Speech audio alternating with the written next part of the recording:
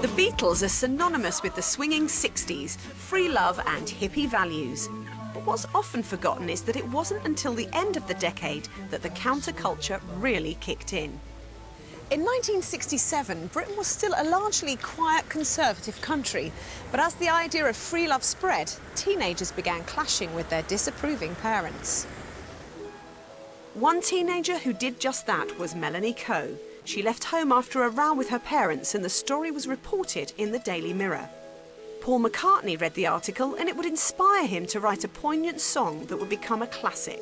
Wednesday morning at 5 o'clock as the day begins. 43 years after she ran away at 17, we've brought Melanie back to her old family home. What's going through your head that day when you decided to leave? Why can't I just do what I want to do? I didn't think I was being unreasonable to be able to stay out a bit longer than 4 o'clock in the afternoon. But my mother said, no, you've got to go home now. So I did go home, and I just stood in the flat thinking, they're going to be home soon, and there's going to be another fight, and screaming and shouting and throwing things around, and I think I'll just leave. I literally threw the minimum amount of stuff in a bag. And I went to that bus stop there, and luckily there was a bus. Leaving the note that she hoped would say more. And I did leave a note, yes. But my father had said something strange was happening. She'd never leave home, because she had everything here. Melanie ended up at a flat in Bayswater, central London.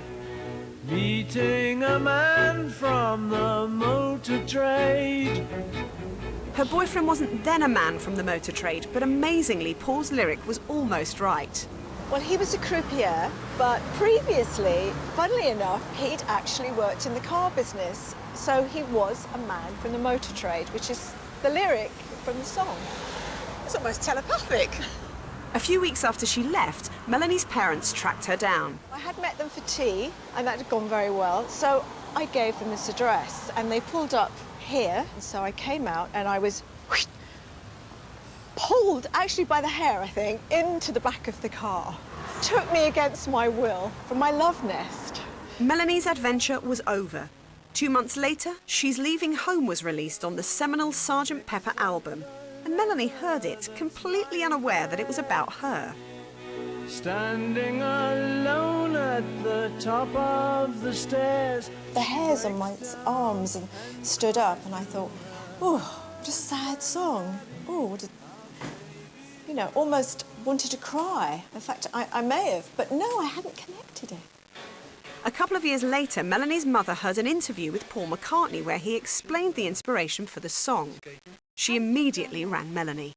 So I then listened to the words and looked at the words and thought, could it be? Well, yes. Suddenly, it sort of hit me.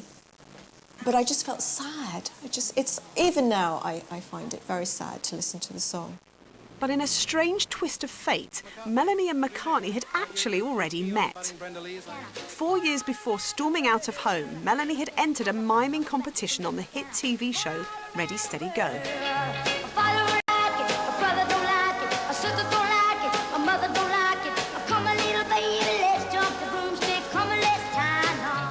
She won, and Paul presented the prize. Paul, who's it going to be? I think the winner, as far as I'm concerned, number 4.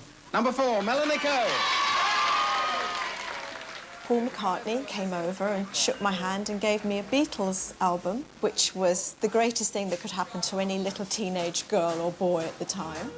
As well as the excitement of meeting pop stars, in the late 60s, teenagers were learning how to get stroppy with their parents.